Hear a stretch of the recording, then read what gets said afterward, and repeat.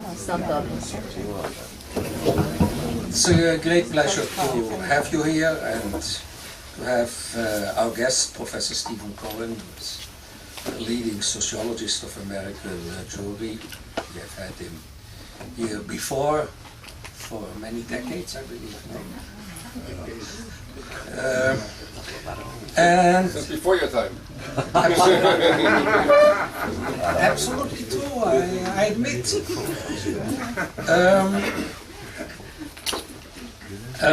The question of emerging new American Jewish leadership, because we all play with the future. What's the future of American Jewry? So this is an extremely interesting subject. Stephen is the research professor now at Hebrew Union College of Jewish Social Policy. He has, of course, taught for many years at the Hebrew University. He wrote with Arnold Eisen, the chancellor of the JTS, The Jew Within, Self, Family and Community in America, which was a very revealing book. He's the director of the Florence G. JCCA Research Center, plus a few more things. I won't keep you longer except to tell you that on the 11th of January at 10 o'clock we will show a prize-winning documentary on the refugees on how the Jews left the Arab and Muslim countries. Prize-winning documentary by Michael Greenspan. You'll get, of course, still an announcement from that. Stephen. Thank you.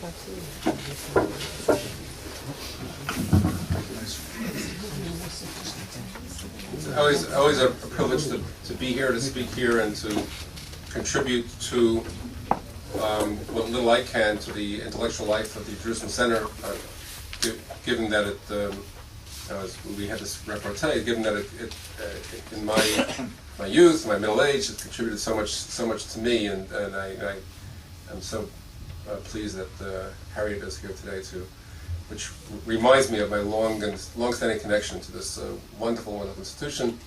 Plus, my other connection is that Dory Gold and I lived together back in 1972 in the Bayit, along with other people who never really quite made it in Jewish life, Joe Telushkin, Wizeltier, and a bunch of other, fakers. But we didn't know, had I known. But it's very interesting that, and actually there's a way of leading into today's talk, that it is true that the activities of Jewish young people, Jews in their 20s and 30s, from my point of view at least, are inherently important. They actually they make Jewish history at that time, and they are a harbinger of the Jewish life that we will maybe live long enough to be privileged to see into the future. And when Manfred mentioned the book The Jew Within that I wrote with Arnie, I thought that at the end of that writing that book, that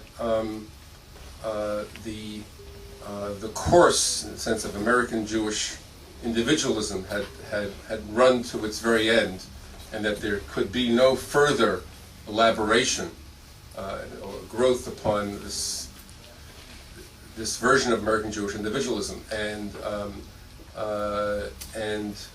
it was after finishing that book that I realized that I would need to keep learning. I would need to study the next generation of American Jews, which is where I moved towards after finishing The Jew Within with Arnie. So if The Jew Within was a book that explained to me how my generation differed from those of my parents, my current work explains to me how the next generation differs from me. So I welcome your participating with me in my autobiographical search for myself, my identity, and trying to understand American Jewry. So let me tell you about this next generation of American Jews. We are now in the midst of wonderful efflorescence of Jewish creativity and Jewish collective endeavor that we haven't seen since the time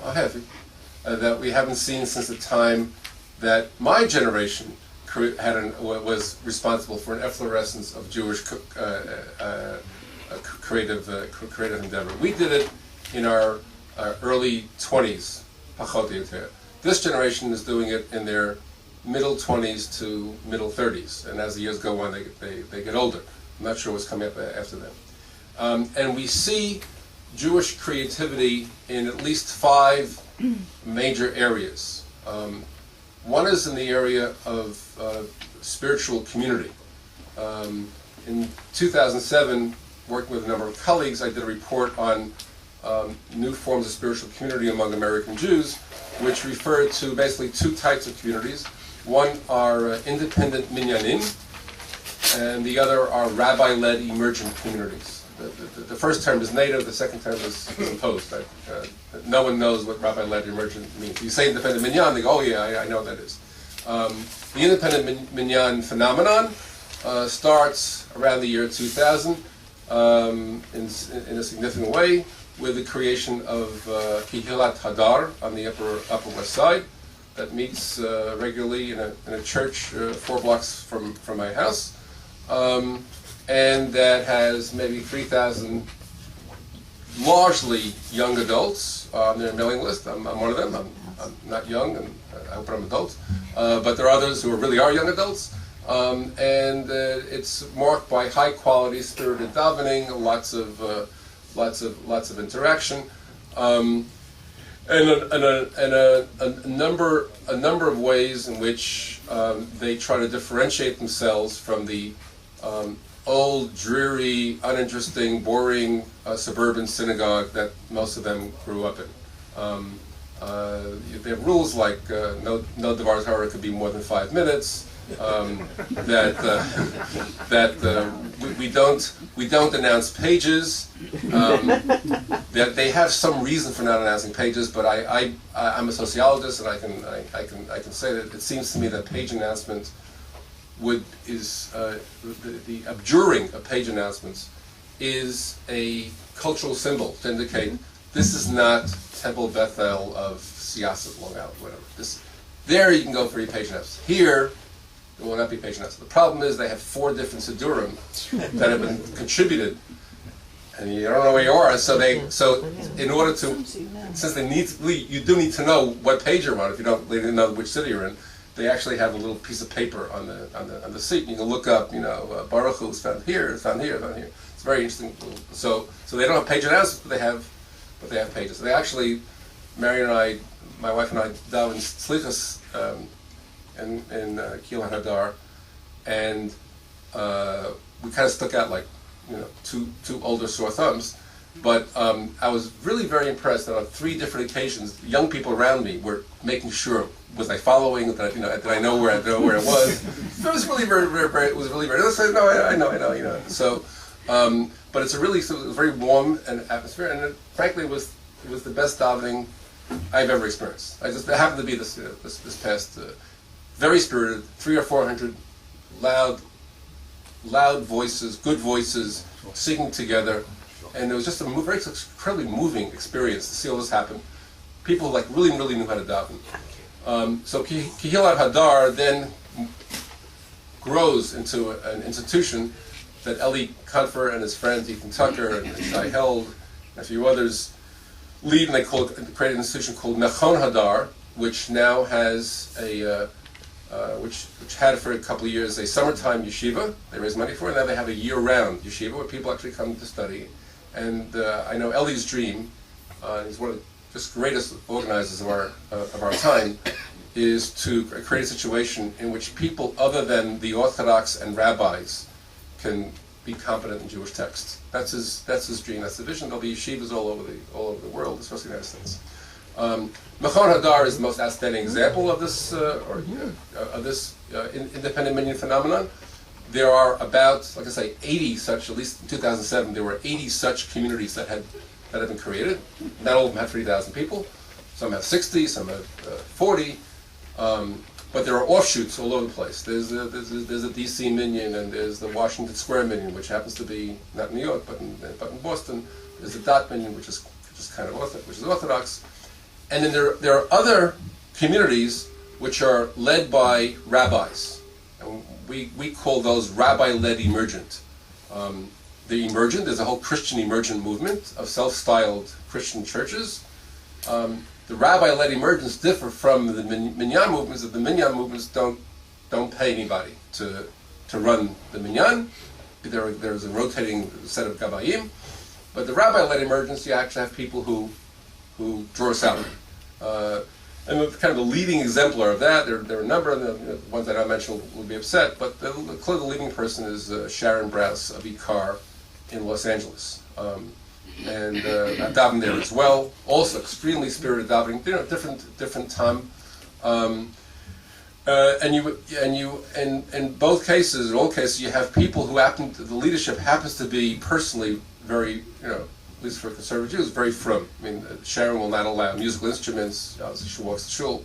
There's a family, but they're very open to greeting people who are not Shomer Shabbos, but are part of this growing community.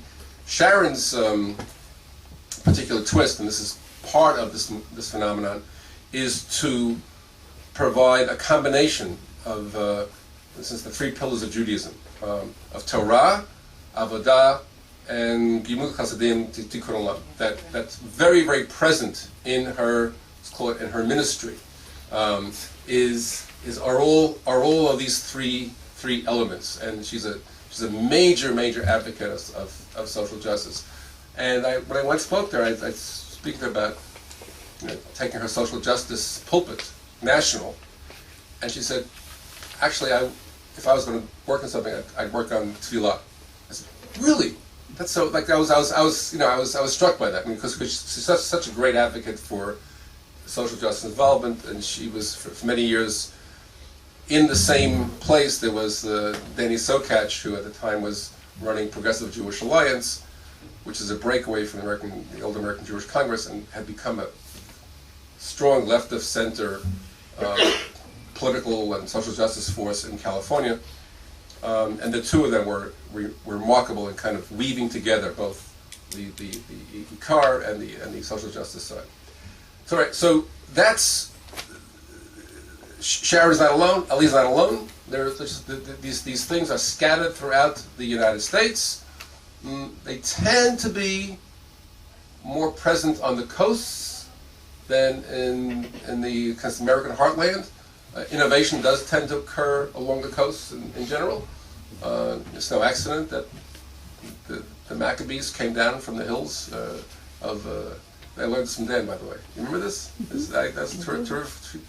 You more than taught me, but I taught me a few things too. That in Jewish life, the cosmopolitan, the coast was always more of Eretz Yisrael was always more cosmopolitan, because it always faced Greece and Rome and Europe, and there was a heartland that was more nationalist, more religious, and so forth. And so, since the holiday we just passed is a kind of an exemplification of this notion, and so too is it in the United States. The coasts are more culturally avant-garde, edgy, innovative, so forth and so on.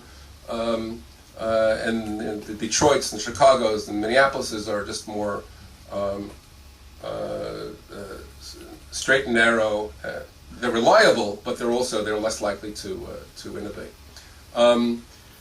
I'll just tell you one more example before we move on to the others. The Mission Minyan in San Francisco.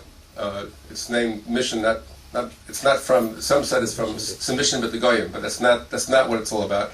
There's a part of San Francisco called the Mission area, and that's where they have the Minyan.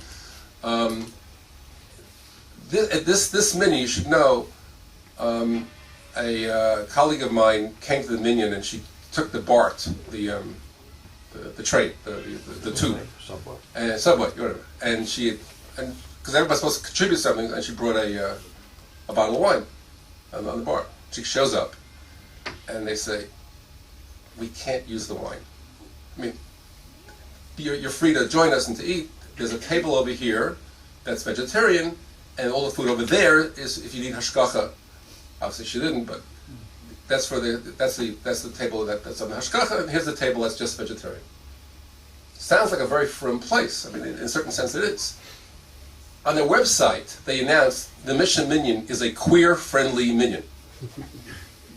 And I find that just remarkable, that you have a minyan that's machmir on kashrut and Shabbat and Hana'ah, right? And at the same time, they announce boldly that they are queer-friendly. So I'm saying there's all kinds of just fascinating phenomena going on in American Jewish life in this spirituality. There's much more to say, but just understand that this is a period of innovation. Most of the stuff took place since 1999, 2000 or so. If you look back, like I said, the last period in which we saw these kind of self-directed worship / study / community groups was during the Chavra era, late 60s, early 70s. So we just saw this rise now. Second area, culture. Jews are engaged in all kinds of cultural activities that they didn't do before. They're producing films and tapes, like the film you just mentioned. It's a French one. The French film? Yeah, no. I thought it was the same one. I gave a talk in San Francisco, and this woman comes up to me and she says, "Oh, you really have to see this. There's an award-winning documentary on..." No, it was American finance, but the filmmaker is French. Okay, so maybe it's the same thing. I may have a DVD of this. Is this is the DVD. An award-winning? I think I have that. Yeah. That's what she gave me. Very nice. I haven't seen it yet, but you have to put it in your. You have to show up. You have to put it in the DVD. What's it called? The Forgotten Refugees. Right, yeah, that's it. I have Forgotten Refugees. Right. Marbella International, winner of the Marbella International Festival 2007, Warsaw, Jewish Festival winner 2006. So just understand how bizarre this is. Imagine walking, give a lecture, and someone gives you a film, like hands it to you. So I didn't spend even $12 on this thing, which you have to do for a DVD. You could in a few months you could probably download it for free off your video. What's happened is all over the world, the cost of cultural production has diminished considerably. The cost of delivery has diminished considerably, all because of the second case, because of the internet. Yeah. As a result, cultural production has blossomed. I mean, again, not just by the Jews, but by everybody. And the Jews are following, making films. Some of them win awards, but making all kinds of things.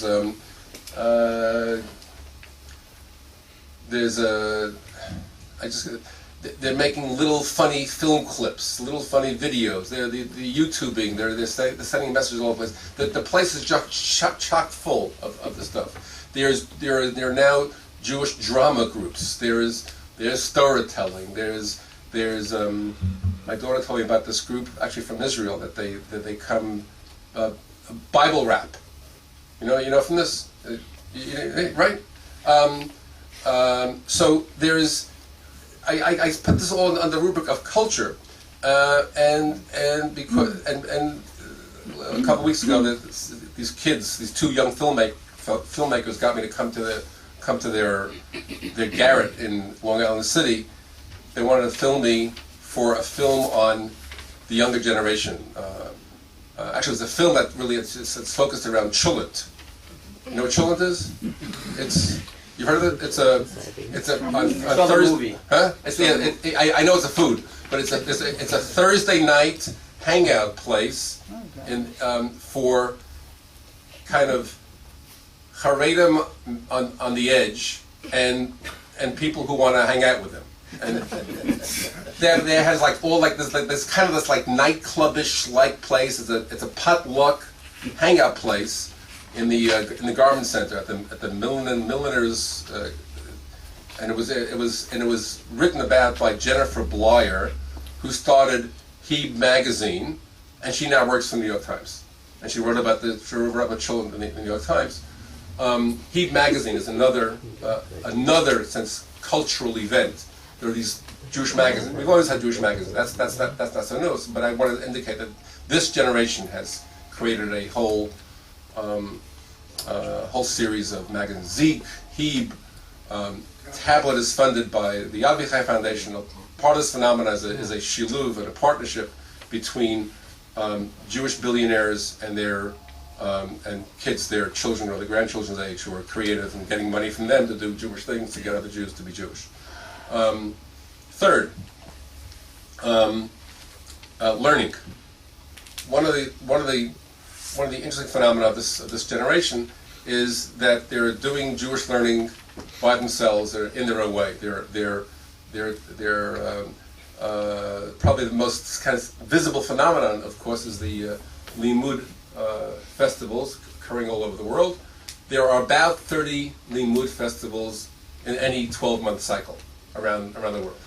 Istanbul, Atlanta, Los Angeles. You know, I guess you can regard what's called Kahel, which is here. I'm never here for it. There was Sukkot. HUC-JIR, which is here, which brings together a whole bunch of Israelis who are doing all kinds of Jewish learning on their own. But Jewish learning is not just through these Limud festivals. People are buying and reading Jewish books, and they're buying and they're reading lots of Jewish articles on the internet. I'm about to get that, which is another area. But one element that comes out of my research is that people are very committed to, or they say they are, to growing themselves Jewishly, of having the resources to make their own choices about how to learn. The fourth area is social justice, social activism, community service, call it what you will. But there's been a marked growth of that area. I mentioned Progressive Jewish Alliance, which came about in the last 10 years. Probably the most prominent shift has been with the American Jewish World Service, which is like kind of the big elephant in this room, led by Ruth Messenger, who came on board roughly 1998. And American Jewish World Service is a phenomenon. It's not simply, Jews doing what they can to help the third world out there, but it becomes a breeding ground for social justice activists. They go on these trips, and they go away for 10 days to Ecuador, to Ghana, who knows where, and they go with a Jewish intellectual like a David Ellinson or whatever, and they learn for 10 days, and they also do work, and they come back well connected, and they become very committed to social justice work. But they're not alone. Again, there are 17 groups meeting in a round table to coordinate social justice activities. It didn't exist before. Schiffer Bronsnick and Didi Goldenhar did a piece, I think it's called Visioning Justice, which last year traces the huge growth of social justice activities, tries to come up with a strategic plan to get them all to kind of do something together, and figures out that's impossible. Just get them to meet, and they'll figure it out later, because they're all different ideas: immigration, housing, literacy, third world, civil liberties, reproductive rights. It covers a whole welter of activities. But I can report to you, whatever it is, there's more of it today than there was 10 years ago. Then, the fifth area that I haven't mentioned, and Dan sitting right here, is the whole area of the internet as a place and a tool for Jewish creativity and connection. Now, I know the internet didn't exist before Al Gore invented it.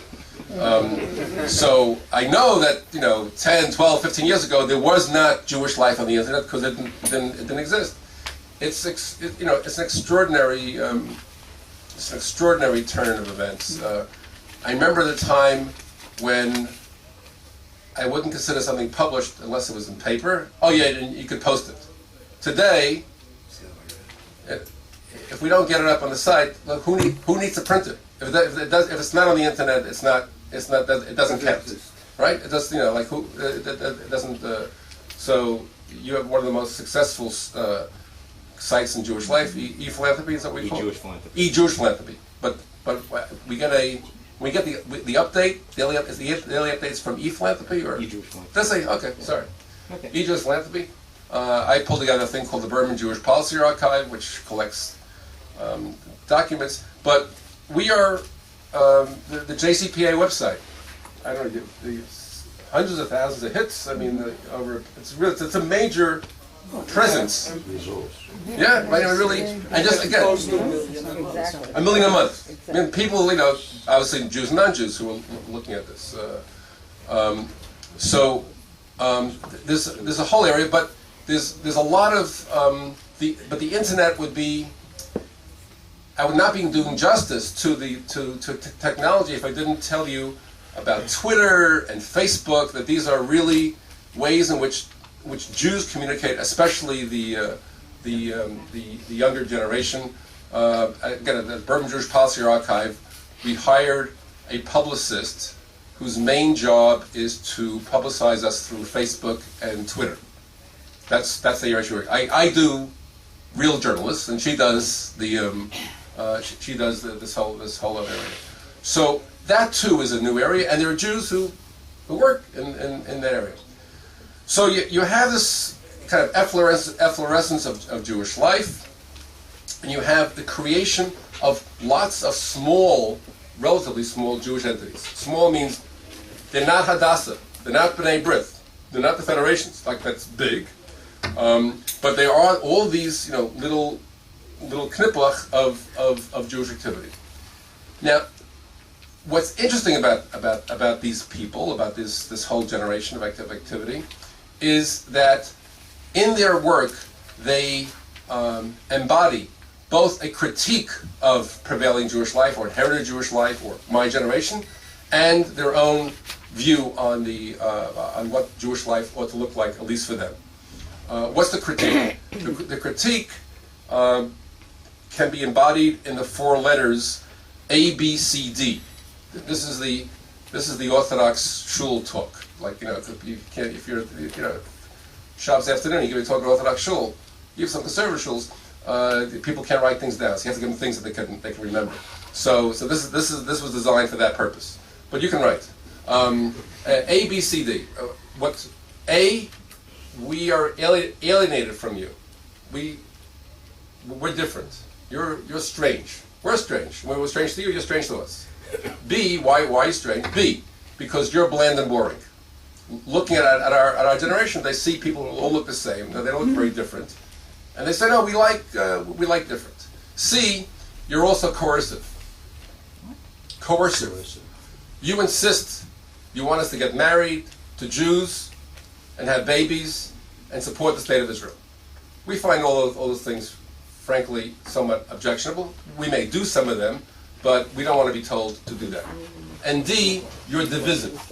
You live a life in which you divide Jews from non-Jews, Jews from Jews, Jewish culture from non-Jewish culture, Jewish turf from non-Jewish turf. And we want to override all those differences. So instead of alienation, we want autonomy. We want to do things ourselves. Now, this didn't start with this generation. It may have started with Avram Avinu, for all I know. But my generation also had a do-it-yourself Judaism.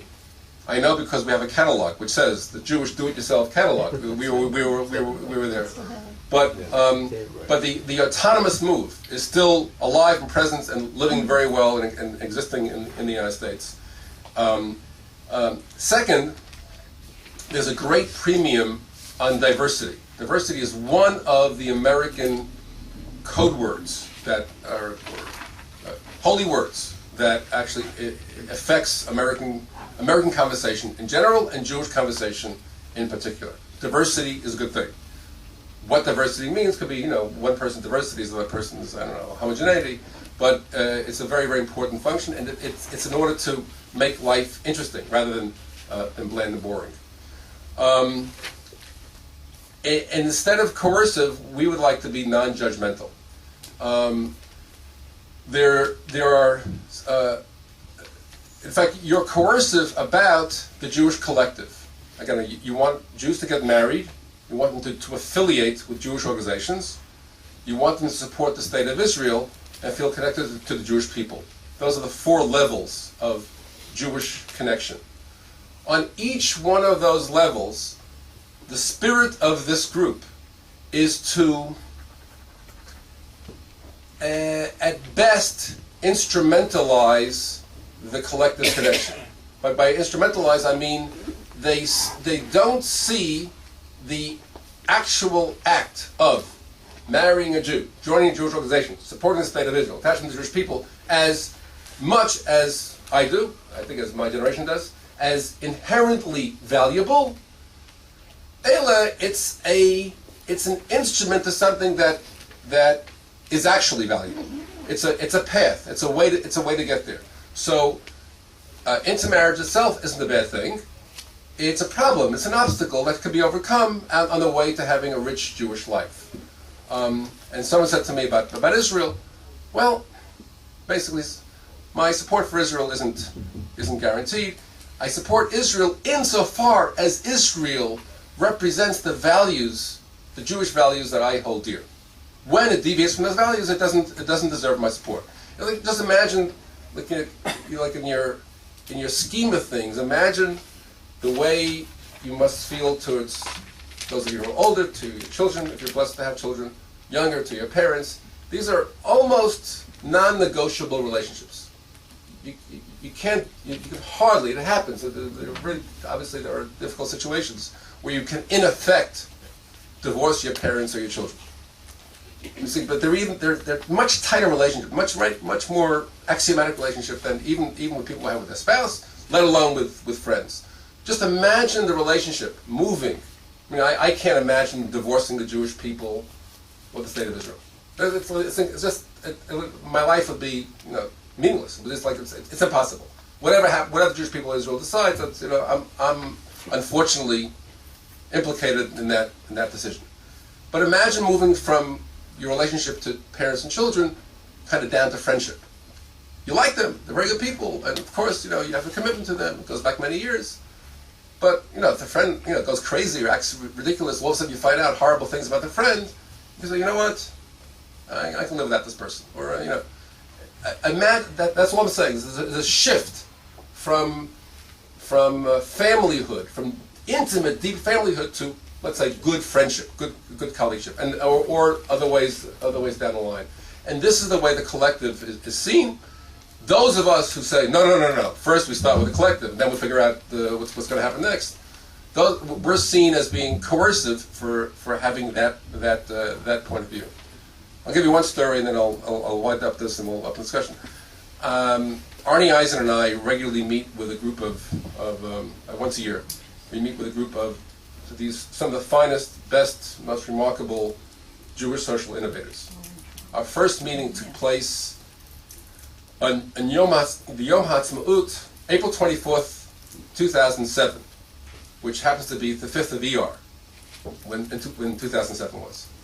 And I was like a little uncomfortable having a meeting, not that you can't have a meeting in Yom HaTzmaut, but all right, so I traveled to Palo Alto, and we have these 10 extraordinary people who are meeting with us, and it was the first meeting of the series. We're having another one coming up.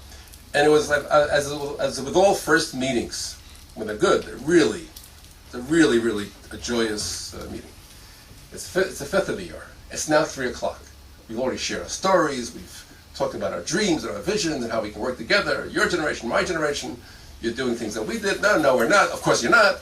It's not a conversation. No, we learned that. Arnie and I go for a walk. He said, it's like the Chavurah. I said, no, we can't say that. Look at Ray and said, okay, I won't say that. You go back. Oh, it's very nice what you're doing. All right. Very original. So at around 3 p.m. in California, so it's still light, it's very bright out. So the day isn't over. So I said, you know what, guys? It'd be very meaningful to me. I'm Israeli, and Arnie's done a little bit of work on Zionism here and there. And I think it would really be nice if we all just stood up and sang Hatikva. That's so we should remember what this day is. And all of a sudden this room braces. And they stopped. I said, oh, now I knew what I was doing. I could pretend so I could tell the story later. No. I knew what I was doing. I knew there might be a problem. I was testing, And they braced. And I said, oh, that's a problem? Yeah. So Arnie says, so I said, let's sing Shir HaMalot. Because it's not, I'll get away with Shir HaMalot. And Arnie says, you can sing Shir Hamala to the tune of Hatikva. I said, you can? He said, yeah, you can do that. I said, is that all right? Yeah. So we stood up, and we sang Shir Hamalot to Hatikva, because they wouldn't sing Hatikva to Hatikva.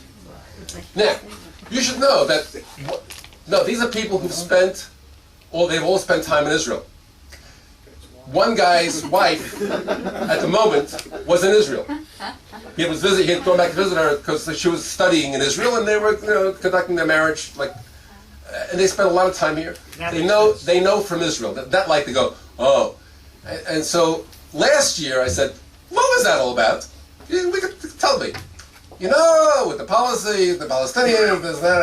I said, do you know who you're talking to? I mean, I've got pretty good credentials in this area.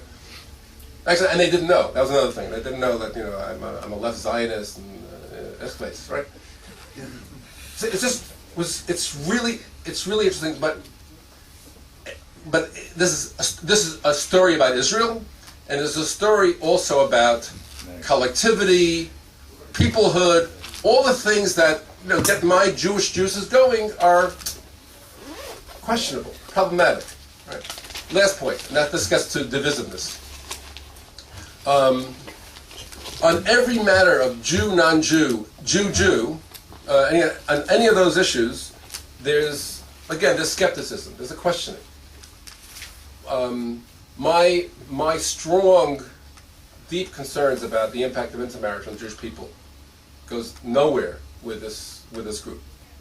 They're all in married, not all. 96% of the members of independent minyanim who are married to Jews. I mean, I'm just giving you they have high in-marriage rates, but it's not a principle of their existence, as I indicated. Israel is not, as affiliation is not.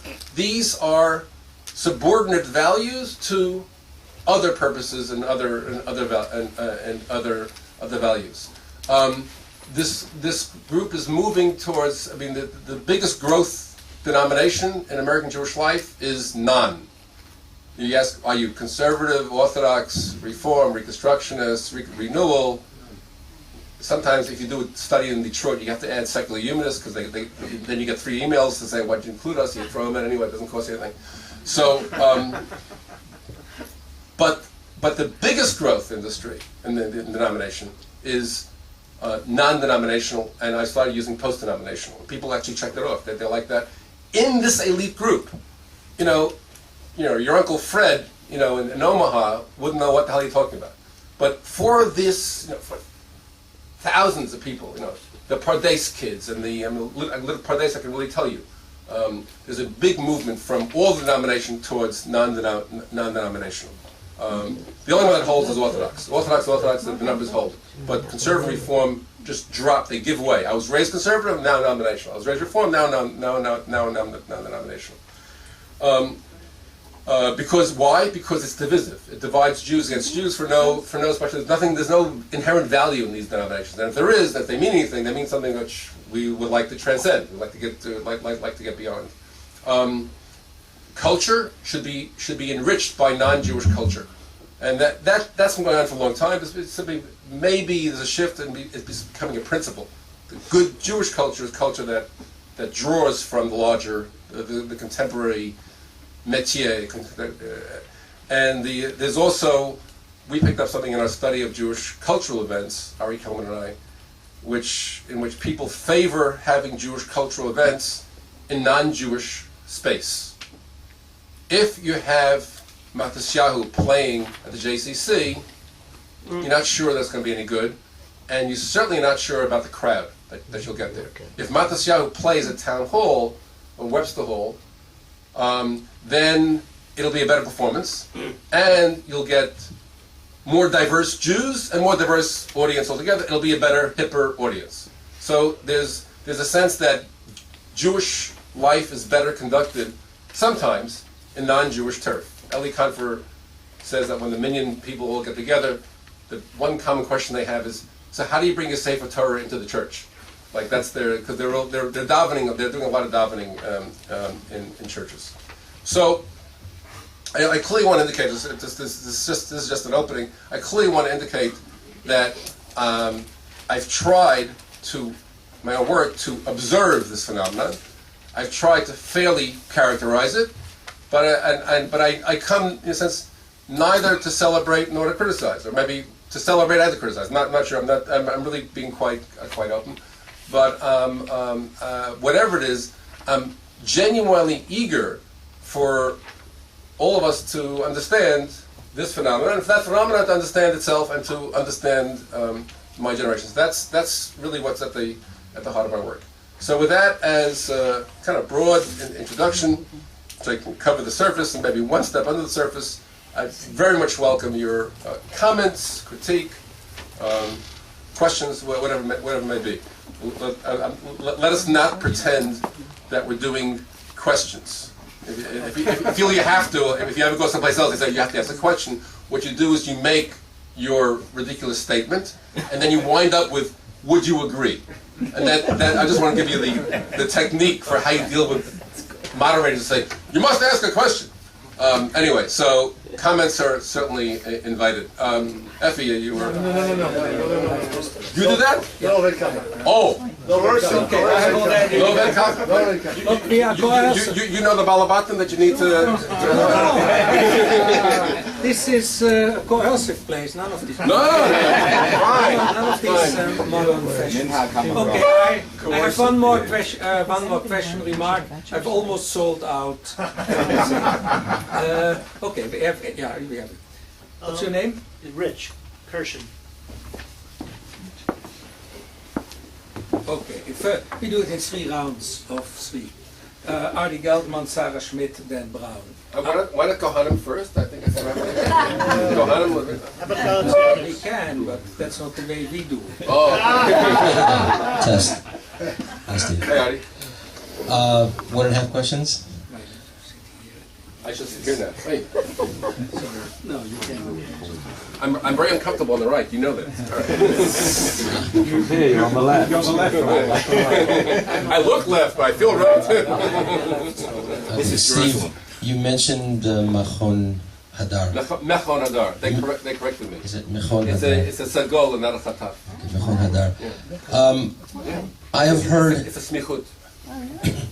I have heard a comment critique about Mechon Hadar here, and if it is true, it is of concern, some concern to some of us here in Israel, that it's really trying to promote Judaism without Israel, Judaism without Zionism, very much an American or diaspora-oriented Judaism.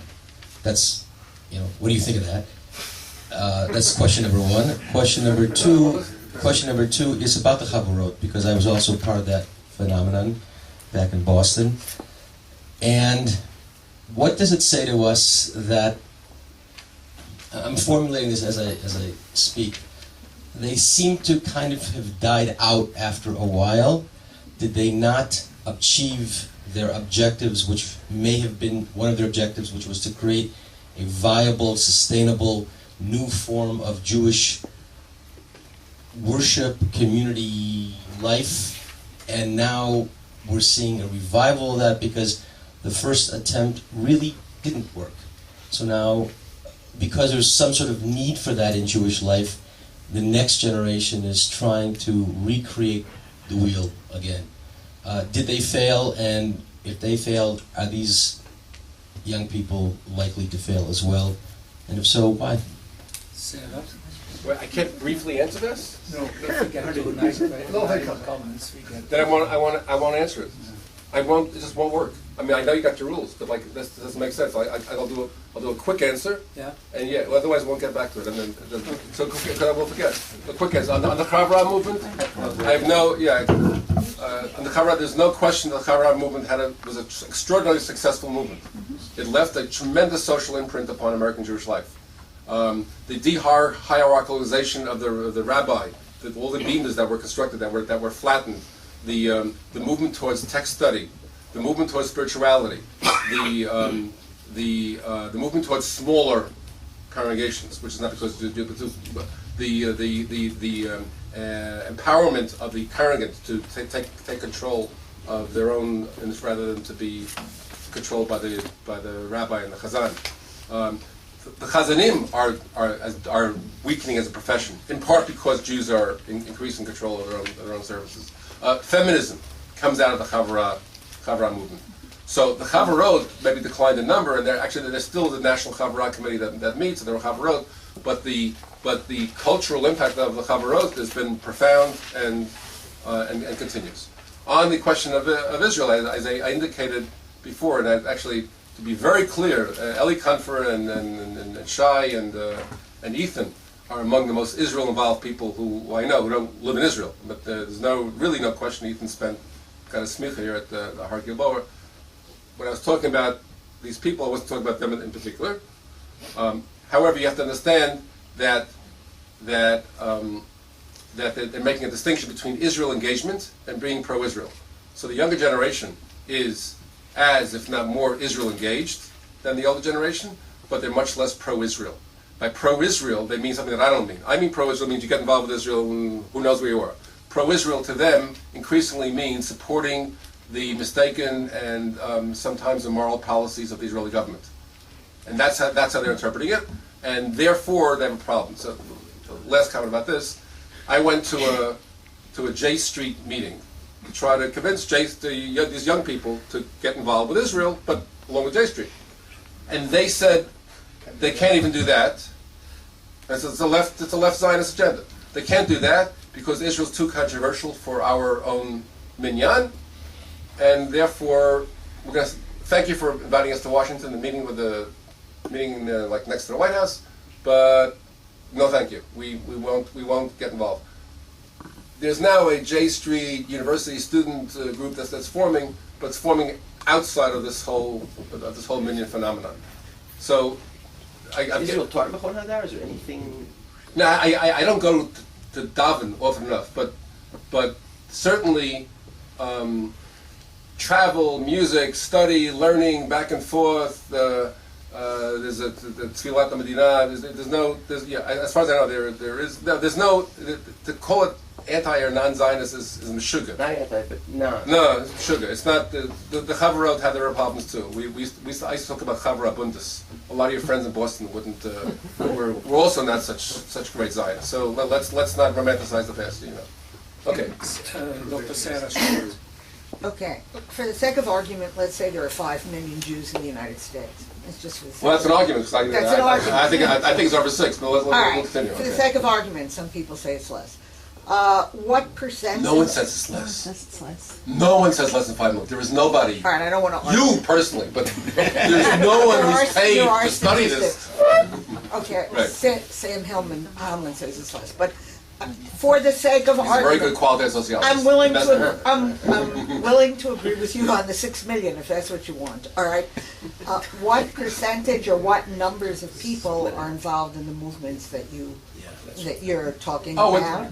Yeah. That's question number 1 or comment number 1. Yeah. Comment number 2. What you're describing and what comes out even more clearly here.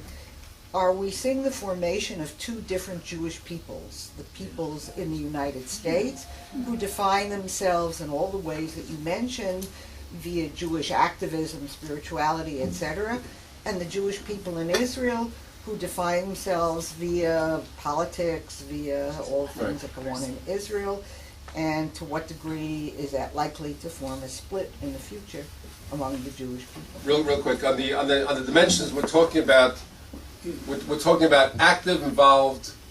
What I'm talking about, the spirit of what I'm saying, I believe characterizes the major fraction of non-Orthodox leadership in American Jewish life. There's a cultural analysis. Sean Landis and Josh did a study on the innovative ecosystem, and they said there's $100 million and 300 organizations involved. I think it's a high estimate, but to say that there are tens of thousands of people who are touched by all these different phenomena, or are kind of involved, not just like touched, but is easy. So is it 10 or 15%? I don't know the exact numbers, but I do know that of active Jewish life, this is what I'm talking about. The spirit that I'm describing is definitely the spirit that's abroad and afoot in the land. So we need to contend with it. On on the Two Worlds of Judaism. Charles Liebman and I wrote a book on it. A long time So- ago, but I didn't talk about two worlds. I talked about two peoples. No, two people's not so Defined fast. in No, two no, different not. ways. We'll have a ways to go before we. I can safely predict that no one will blame me, no one will accuse me of being wrong in my lifetime when I say that we are not going to see two peoples. After I'm in Olam Haba, I don't know what's going to happen then. But before that, I feel very good about saying one people. That there's too many common symbols, and right now there's too much interaction, too many olim, too many yordim, too much travel, too much internet, too much connection between American Jews and Israel or world Jewry and Israel to speak about two peoples emerging. You know, to speak about cultural differences, sure, but two peoples, no. Two definitions of what it is to be a Jew? Yeah, but we have that. We have a lot of definitions of what it is to be a Jew. I understand, but two very distinct definitions. No, not two distinct, no, two different tendencies, multiple definitions, contested definitions, but I've heard that there are a couple of contestations about the definition of who's a Jew in Israel. So no, this is we live in a world of contested definitions, and we have a menu of like 10 things that make us Jewish, and we all have like about anywhere between 4 to 9 of them. So I'm not worried. I'm really not concerned about the commonality. Then Brown and then Easy. First, a comment about the Chavurah movement. I lived in Philadelphia for about 25 years before I made Aliyah, and the Philadelphia was and probably still is the hotbed of the Chavurah and the renewal movement, you know, in the U.S. And as of 4 or 5 years ago, that movement had spurned 13 established congregations. So that's a fact on the ground in terms of what the Chavurah movement, when we were all, you know, younger and was involved in, has actually made. My comment is sort of a question dealing with affiliation. I would agree. Okay, I want to talk about affiliation and what trends you see possibly beginning. In the non-Orthodox world, I think it was true of our parents' generation, it was true of our generation. People would affiliate when it was time to send their oldest kid to school, and very often unaffiliate when their youngest kid was bar or bat mitzvah, possibly if they were members of Reform congregations after confirmation. Do you think this will hold as we go into this group of the demographic you're talking about? Will all these kids who are at the forefront of these independent minyanim, especially the ones that exist in the not ultra right, you know, part of the Orthodox world, will they affiliate? What will it mean for the various movements and big organizations, you know, in America? Or will we see, you know, a splintering of, and I say this for size, not for influence, a number of, like the Reconstructionist movement existed, where you'll have, you know, smaller groups making their own groups together. Right. You're asking. There are two or three different issues here. They're not the same issue. The issue of affiliation. I've often quipped that Jews affiliate when they give birth to a 7-year-old Jewish baby. So and that is accurate for non-Orthodox Jews. It happens not to be accurate for these Jews because they're affiliating right now even before babies, before getting married. And in this case, to get back to Sarah's question, they're an exception. These are the people who are Jewishly engaged without the need to educate their children Jewishly, and that's so they're, you know, from the elite of Jewish life. So they're affiliated right now. But you're asking, so and yes, and the model that you're saying of I join when my kid's 7 and leave when my last kid's 13 is a model which is much more prevalent in the Reform movement than anywhere else, especially now, and especially true of intermarried couples who are raising Jewish children. Barry Schramm wrote a report based on his CJP study, which celebrates the affiliation of intermarried people to Jewish life. I looked at the numbers and said, "What are you, nuts? They join when the kid's 10, they leave when the kid's 13. It's the biggest rotating door I've ever seen in Jewish life, and he's celebrating it." And I told Barry, I'm going to go around. I'm going to talk about the mistake that he made in writing that report, and I'm doing it right now for a reason, because I think it's really critical that American Jews understand, the Jews understand, that intermarriage is really not a good thing. It's really not helpful. We should welcome the intermarried, we should devise new policies, but let's at least agree that there's a real threat here. Yoshua Kavi said that there are hawks and doves. Hawks think the problem is very, very serious, and you have to respond with a hawkish response. Doves think, no, you can talk to them, they're nice, and we should be nice to them. He called himself a hawk dove. A hawk dove about the Palestinians and Israel. I'm a hawk dove when it comes to intermarriage. It's a very, very serious problem, and I have a whole bunch of dovish policies to respond to it. Somehow which I happen to think is the truth.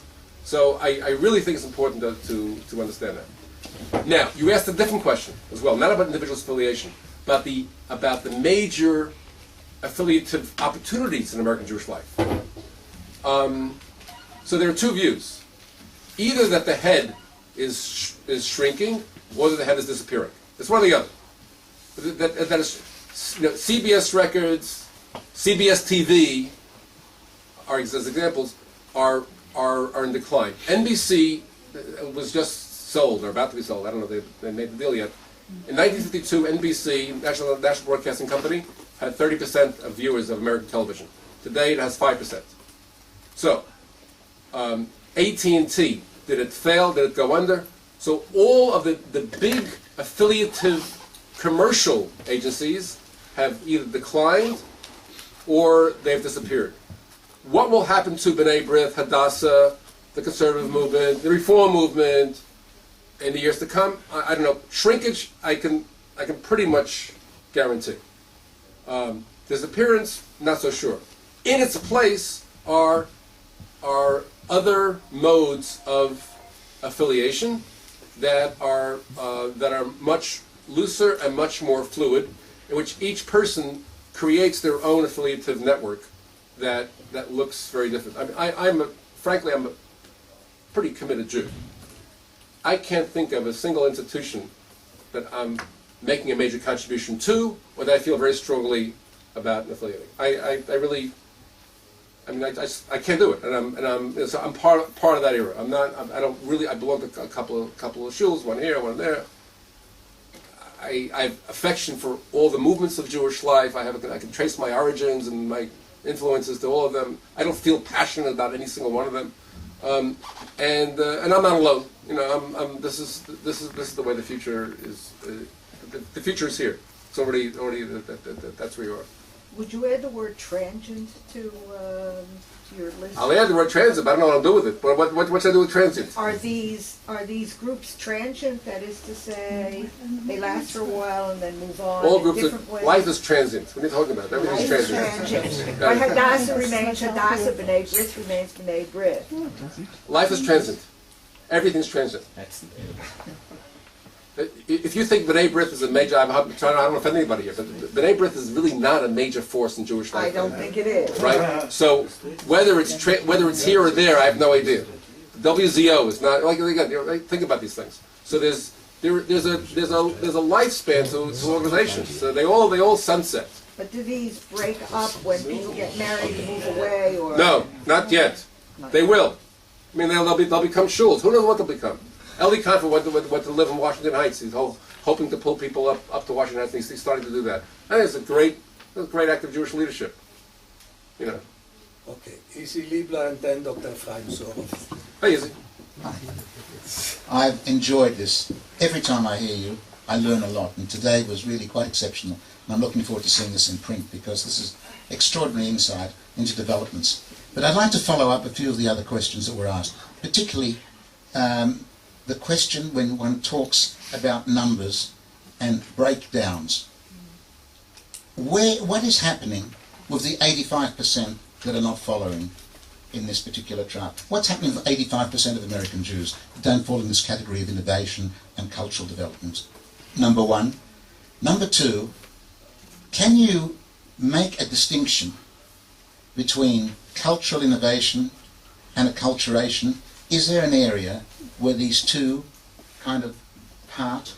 Because listening very carefully, some of these things that you've been talking about could be regarded as a form of acculturation and assimilation as distinct from development? And the third question I'd like to ask you is, following up on your work on Israel and Israel relationships, I read the piece by Tony Judt recently, where Tony Judt talks about his dream of American Jews ultimately regarding Israel in the same way as the Irish Americans now regard Ireland. Do you see these trends moving in that direction, that his dream could be, or his nightmare as far as we're concerned, could be fulfilled? I think the answer to all your questions is you have to get a handle on diversity. You have to appreciate the extent to which, as diverse as American Jewry was, it has become much more diverse. Take one dimension, which is, we have plus or minus, hot, cold, whatever. We have much larger number of Orthodox Jews in America, whose population growth has only been curtailed by the massive aliya among the Orthodox, and much larger. Massive? What kind of massive aliya? 3,000 Orthodox, 2,000 Orthodox Jews a year. Is that massive? I think if you play out 2,000 Jews a year, how many Orthodox Jews are there in the United States? 500,000. How many Jews of any one gil? 500,000. 6,000. I mean, 6,000 or so. If 2,000 come every year, and the 6,000, and it happens year after year after year, just continues at 2,000, which is the low estimate. That's one third of the population. No, they do grow. No, it's a huge. If it's a quarter, let's say it's a quarter. I consider a quarter of American Jews of certain segments coming to Israel to be a huge aliyah. By it's really massive. Everybody else should come, but right. But hopefully you have a huge growth in Orthodox and a huge growth of Jews, episodic Jews. I don't know what to call them, but Jews who have Jewish parents, or a Jewish parent, a grandparent, who are sometimes Jewish, sometimes not Jewish, or Jewish, and that population has also grown. Jews like me in the middle. I as much as I like the Orthodox, I know I'm not one. I was kind of one, but not really. Jews in the middle who are non-Orthodox and unquestionably Jewish, that number is shrinking. The non-Orthodox Jewish mainstream, the ethnically Jewish non-Orthodox, has been declining in number as the two other wings grow. But that creates huge diversity in Jewish life. So when you say the 85%, say, well, wait a second, you're not talking about the 10% that are Orthodox. That's part of it. You're not talking. Are you talking about the 30 or 40% who are kind of Jewish, maybe once in a while? We're talking about a very significant fraction of the non-Orthodox ethnic Jews that are kind of involved in all these different creative activities. To say nothing, by the way, of people who are involved in straight, Temple Beth El of Omaha. There still are another 32-year-olds who are joining. So it's really hard to give you an answer. I don't regard assimilation or acculturation as a negative. I regard it as, and go the way that Gerson Cohen taught me, there's good assimilation and there's bad assimilation. So I don't use the words the way you did as automatically less Jewish. Assimilation means the acquisition of, certainly acculturation means the acquisition of cultural elements that are not Jewish in origin, but they could be turned to Jewish purpose. They could be made Jewish. The clothes that you're wearing is an act. That clothes, this state, are acts of acculturation and maybe even assimilation. And some of that is very good, except for your shirt. But the state of Israel is a good thing, right? We agree. Ephraim and then Professor Leslie Wagner. Okay, thanks, Steve. Enlightening as always. I have a question about people. Don't you have work to do? What are you doing here? You have important work. Running out of clients. I have to plan for the future. Question about peoplehood and a question about your comment about intermarriage. I think one of the biggest changes in American Jewish life in the wake of the Six-Day War was the strengthening of the peoplehood dimension of Judaism. In other words, from Judaism primarily as a religion to Judaism also as part of the Jewish nation, part of the Jewish people.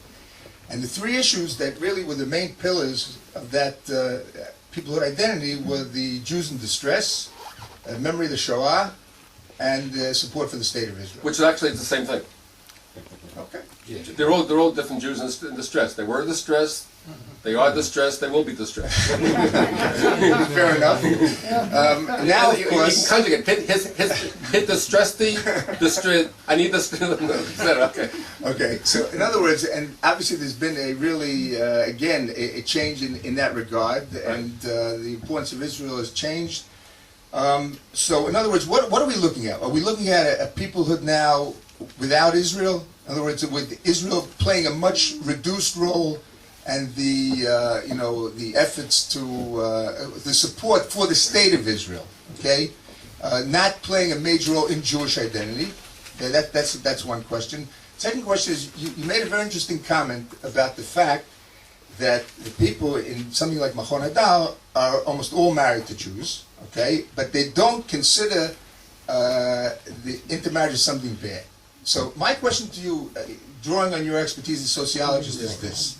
In other words, what does it matter? In other words, if these people are so committed to Judaism that they won't marry out anyway, okay, that is, they'll seek out Jewish partners because they're very involved in Jewish life and they want their partner to be very involved in Jewish life. And the result is a Jewish marriage, right? So the fact that they don't necessarily see that as a threat, the test of the result is really maybe not that important. Are you finished? Yes. All right. Let's start with intermarriage. Then I'll do this rather quickly.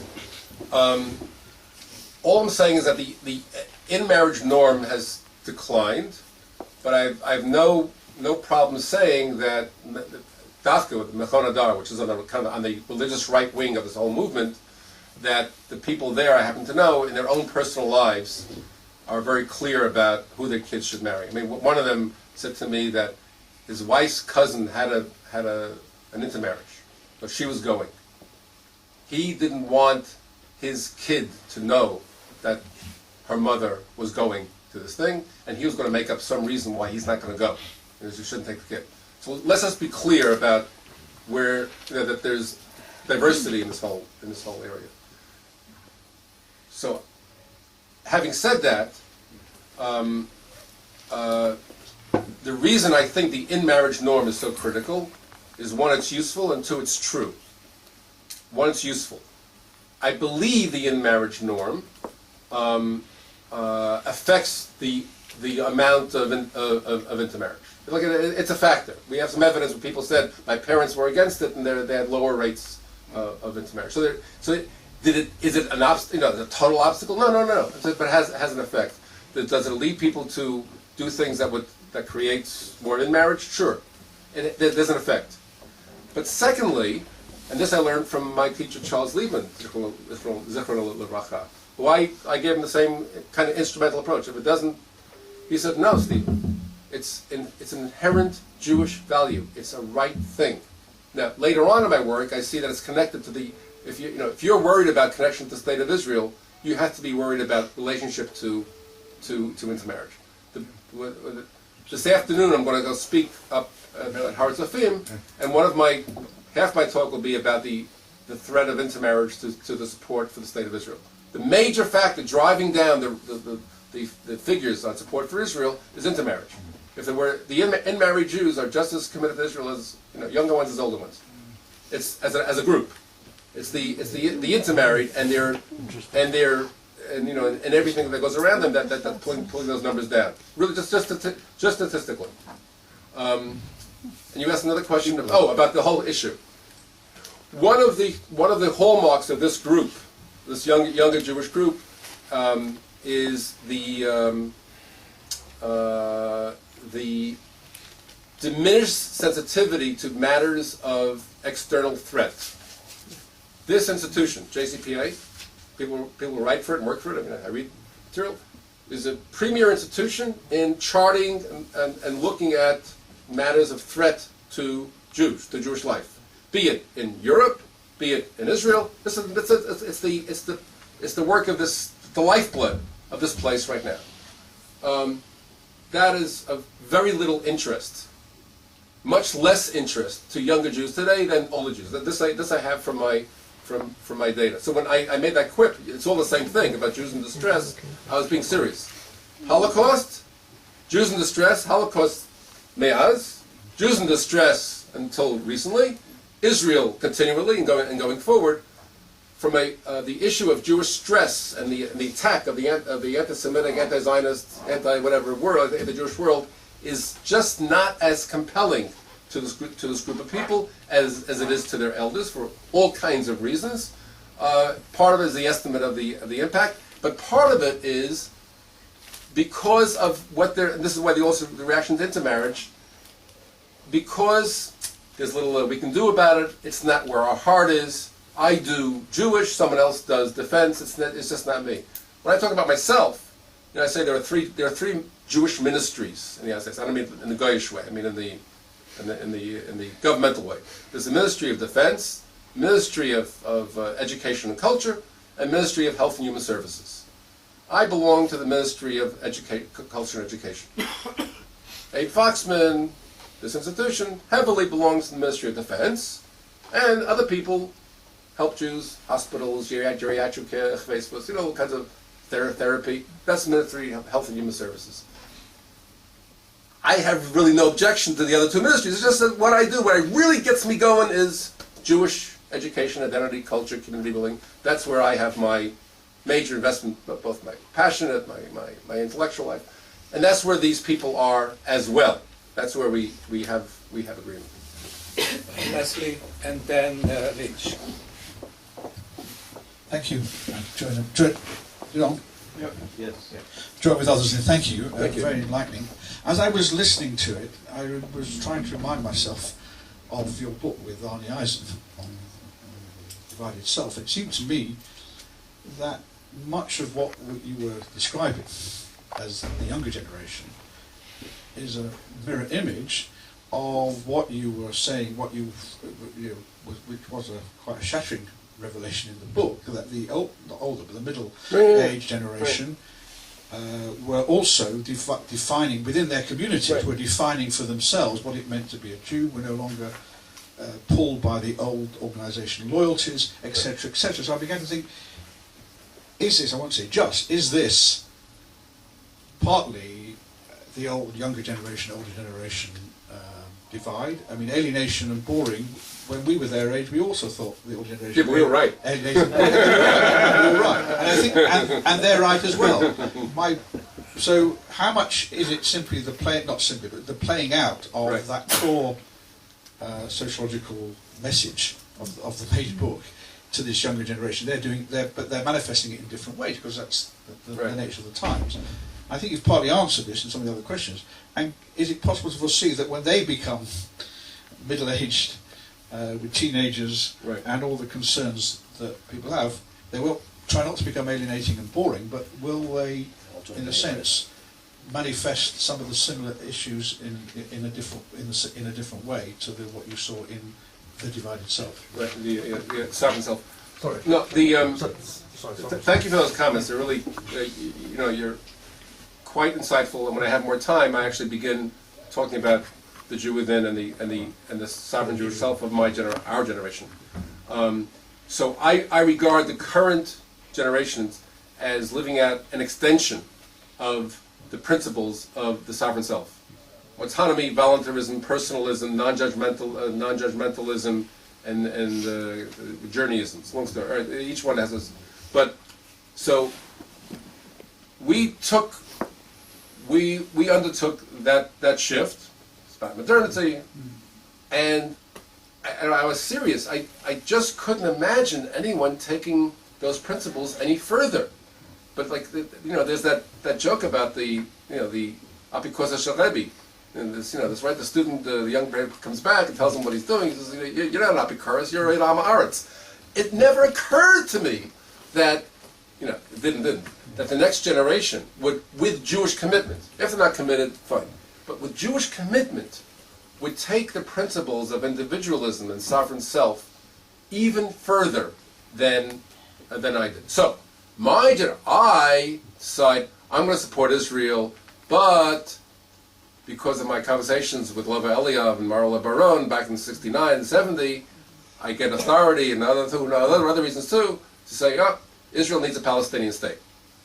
But that's so. Fine. So there's a critique of Golda Meir. Who knows? Whatever. But I'm in the fold. So that for me is that's a break. The next generation says no. Go further. I so much have problems with Israel that I'm not even going to be. I'm not even going to play the game. I'm out. Jay Michelson in the forward, right? So I say you can marry any Jew you want. They say you can marry anybody you want, and I happen to fall in love with a Jew. There's a shift away. We created, we created different collective options to be Jewish, and said just pick any option you want, but pick an option. These people are saying the options themselves need to be personally fulfilling, and we expect you to move among different options. So even the leaders of these different collectivities know and fully expect that people will kind of wander among. There's a breakdown of the sense of the whole notion of parties in Jewish life. That doesn't exist anymore. We're beyond an age of ideology. So I believe that the individualism that you point to, that we elaborate upon in the Jew Within, is laid the groundwork for this next generation. Again, when I wrote the book with Arnie, I had no idea what the next step would look like. Now I know. 10 years later, I can look at it, I can see it. There it is. The other question I had there, and I didn't have an answer to, but I have it now, was, well, we used to get this question. So how do you create community for people like this? And I said, I have no idea. Well, they figured it out. That you create community by respecting the individual, by making people feel comfortable, diversity, all that stuff is very important, inclusiveness, welcoming, and delivering personal meaning to individuals. Again, without a hard sense of this is where we stand, and if you don't stand with us, then go away. Which again was my generation. We said, when I was a student activist at Columbia University, I banned any Jewish social activities. I was able to do it that didn't have Jewish purpose to it. No dances. Israeli dancing, yes, but a dance, no. So that would be absurd today. And I'd be against that policy. Rich, and then final question, Judge Bach.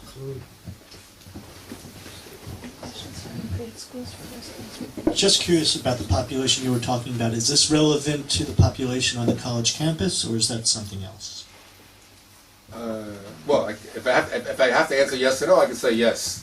It's relevant. I'm doing some work now on the college campus. I'm studying a Hillel endeavor with support of the Jim Joseph Foundation, and so I have some familiarity with the college campus, but not a lot.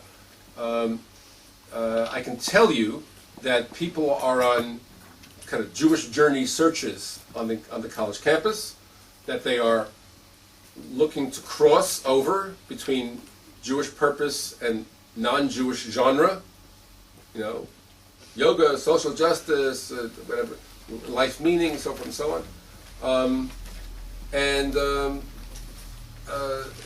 So there are parallels, and certainly the resistance to anything that seems exclusive and coercive affects the college campus as well. One of the problems with support the state of Israel because you're Jewish is that, which I believe, and I lived when I was at Columbia College campus, I certainly felt that way, feeling like it today, that sentence just makes no sense in for the generation that I've been talking about and the next generation on the college campus. It doesn't compute. You got to come up with a different rationale because that one doesn't work. Rich? Okay. Is Hillel perceived as coercive because Dafka, out of all the institutions, I was a Hillel director, out of all the institutions, you have these big that Richard Joel built 50 buildings. It is unlike B'nai B'rith, which really shrunk. Hillel grew and grew and grew. I wonder how it's perceived, or it's the Hillel directors. Where were you Hillel director? At Brown. I just had breakfast with Serena Eisenberg. Is she your successor? Yeah. Yeah. And then last week I had a meeting with Rich Marker. Is he your predecessor? Yes. All right. How many people can name three whole directors of president? And two of us moved to Israel. Yeah. And one should have.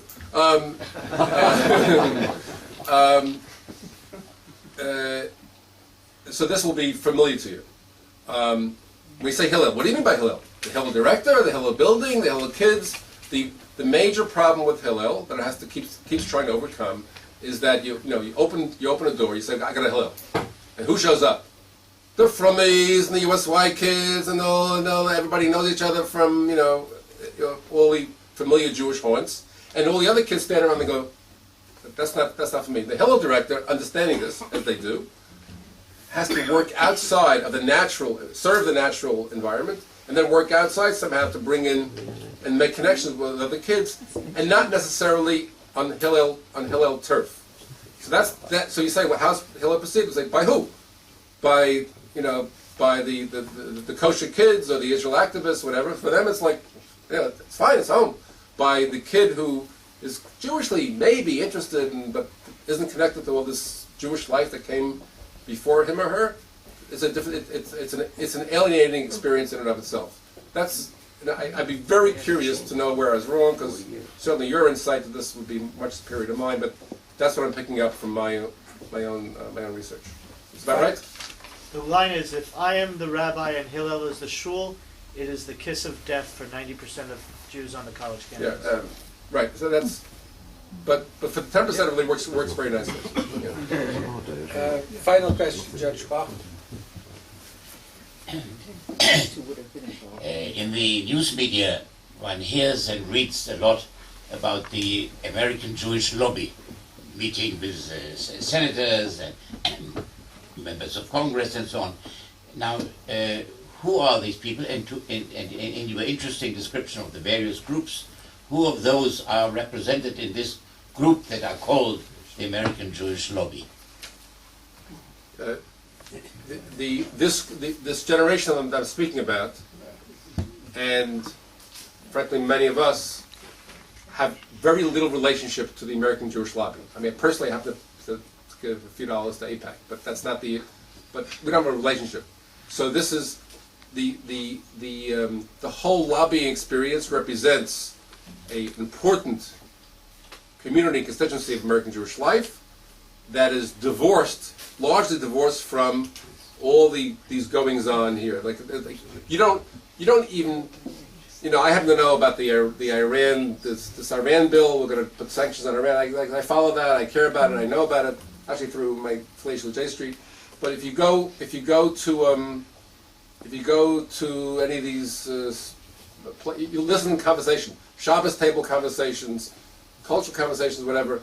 There's hardly any conversation about legislative or lobbying matters. It's just the way they used to be. I mean, Jackson Vanik in his time, there was like a lot of people talked about it. I hardly remember anybody kind of figuring out what did Rahm Emanuel really mean, and did Obama do this, and didn't Liebman do that, and what did Bibi say? It's like that kind of conversation. It is not taking place in these environments.